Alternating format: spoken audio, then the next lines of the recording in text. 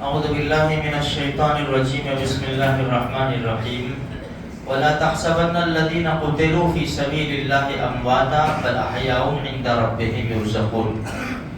قرآن کریم میں کہا گیا کہ شہیدوں کو مردہ مت کہو، وہ زندہ ہے، اپنے رب کے پاس ان کو روزی دی جاتی ہے۔ دیکھو شہادت کا مرتبہ بہت بڑا ہے۔ خود نبی کریم صلی اللہ علیہ وسلم ارشاد فرماتے ہیں میں چاہتا ہوں کہ میں شہید کر دیا جاؤں، پھر زندہ کیا جاؤں، پھر شہید کر دیا جاؤں، پھر زندہ کیا جاؤں، پھر شہید کر دیا جاؤں۔ شہادت کا مرتبہ بہت اونچا ہے، اس لیے جو سمجھتے ہیں وہی سمجھتے ہیں۔ جو فلسطین کے اندر جو صبر کرتے ہیں وہ سمجھتے ہیں کہ شہادت کا مرتبہ بہت بڑا ہے۔ ہر انسان اپنی زندگی لے کر آیا ہے، اس کی زندگی ختم ہوگی، اس کو دنیا سے جانا ہے، کسی بھی طرح جانا ہے۔ تو اگر شہادت کا مرتبہ مل جائے تو نور علی نور۔ حقیقت بات یہ ہے کہ ہم کو ڈر لگتا ہے شہادت کی دعا سے بھی، اس لیے کہ ہم یہ دل جو ہے نا وہ دنیا کو دے بیٹھے، ہمارے دل کے اندر دنیا کی محبت گھس گئی ہے، دنیا کی محبت نے ہمارے دلوں میں جگہ پکڑ لی ہے، اس لیے ہم موت کو ناپسند کرتے ہیں۔ اس لیے شہادت کی دعا بھی ہوتی ہے اور ڈرتے ہیں ہم لوگ کہ قبول نہ ہو جائے۔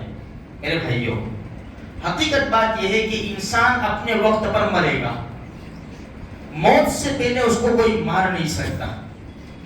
تو بہتر ہے کہ شہادت کی موت مل جائے۔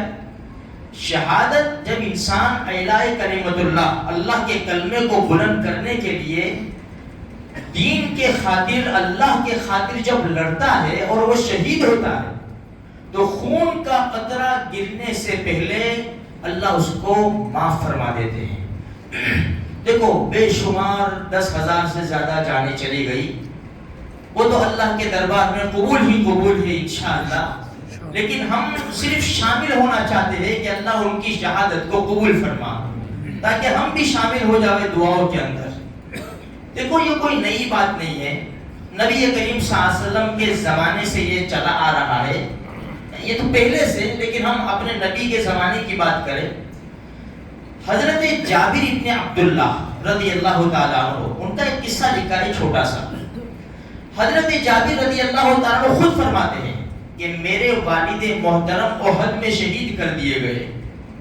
جب ان کو سلایا ہوا تھا میں نے کپڑا ہٹایا ان کے چہرے سے اور میں رونے لگا۔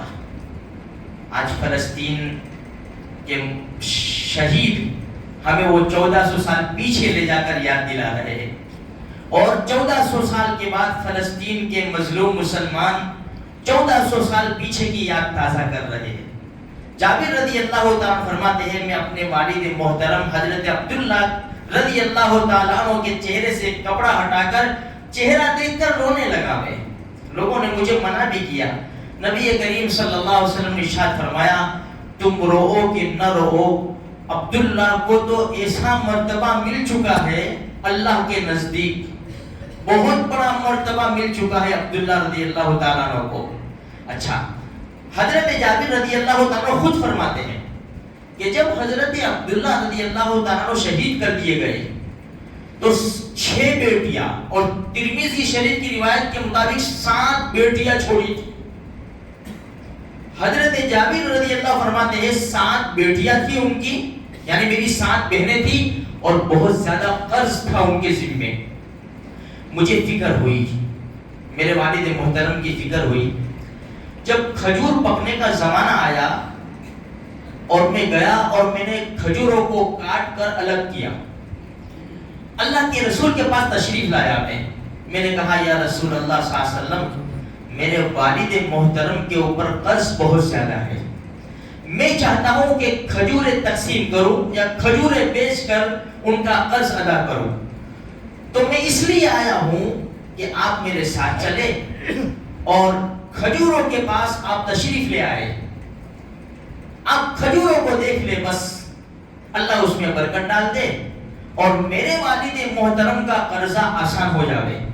پھر فرماتے میں یہ نہیں چاہتا کہ میرے لیے بھی کچھ بچے، میں تو یہی چاہتا ہوں کہ میرے والد صاحب کا قرضہ پورا ہو جاوے اور کچھ نہ بچے، میں راضی ہوں۔ دونوں جہان کے سردار رحمت للعالمین صلی اللہ علیہ وسلم حضرت جابر رضی اللہ تعالیٰ عنہ کے کہنے کے اوپر تشریف لے آئے۔ جہاں کھجوریں رکھی ہوئی تھی اس کے اردا گرد 3 چکر لگائے اللہ کے رسول صلی اللہ علیہ وسلم نے۔ حضرت جابر رضی اللہ تعالیٰ فرماتے ہیں جو قرض خواہ تھے نا ان کو انہوں نے بلا لیا تھا،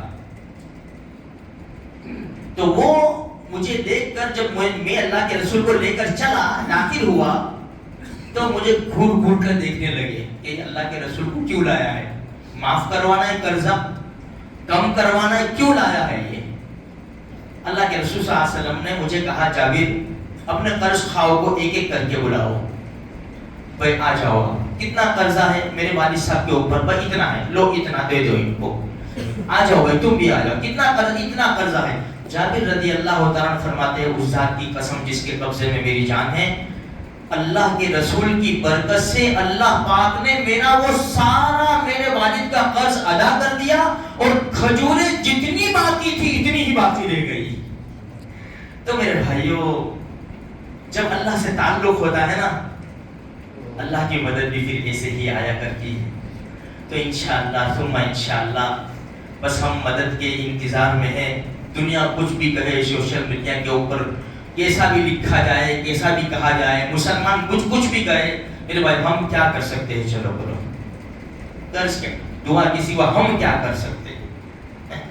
کوئی ایسا راستہ بھی ہے؟ خیر لوگوں کی باتوں کے اوپر دھیان مت دو میرے بھائیوں، یہ ایسا بھی کتنا سوشل میں ہزاروں قسم کی باتیں چلتی ہیں۔ بھائی اپنی طاقت اور استعداد کے مطابق کام کر لو۔ میں ہزاروں کلومیٹر دور رہ کر کیا کر سکتا ہوں؟ کمزور انسان ہوں، میں دعا کر سکتا ہوں، صدقہ خیرات کر سکتا ہوں، تہجد میں اٹھ کر 2 آنسو بہا سکتا ہوں میں اپنے مسلمان بھائیوں کے لیے۔ بس اللہ تبارک و تعالیٰ سے دعا ہے اللہ ہم سب کو بھی قبول فرماوے، گناہوں سے محفوظ فرماوے، ہر قسم کے حرام سے ہماری حفاظت فرماوے۔ فلسطین کے نہتے کمزور بے سر و سامان مسلمانوں کی اللہ تبارک و تعالیٰ غیبی امداد فرماوے اور مسجد اقصی کو جلد سے جلد اللہ پاک آزاد اور آباد فرماوے۔